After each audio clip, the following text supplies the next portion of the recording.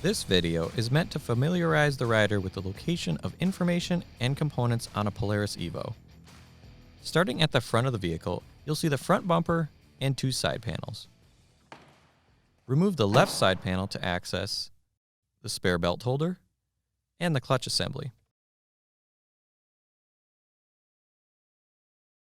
Behind the right side panel, you'll find the oil injection reservoir, the brake system,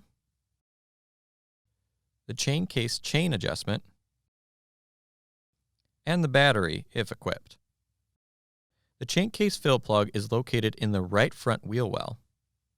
Each side of the front suspension will contain a shock assembly, spindle, ski spacers, and skag underneath the ski. Once on the seat, you'll see the headlight adjustment, gauge cluster, and the key switch. The left handlebar contains the brake lever, parking brake,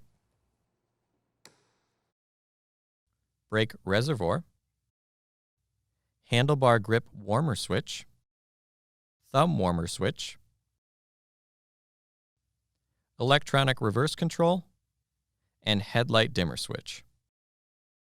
The right handlebar contains the engine run stop switch and the throttle lever.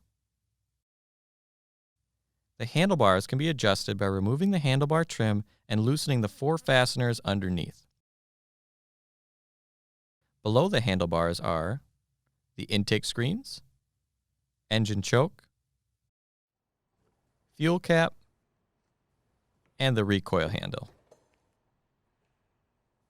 The toolkit in the left footwell will contain a driven clutch spreader tool, spark plug socket, screwdriver, and a wrench.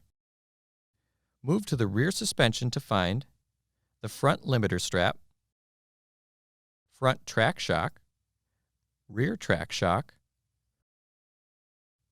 rail slide, torsion spring adjustment, rear idler strap if equipped, rear idler wheels,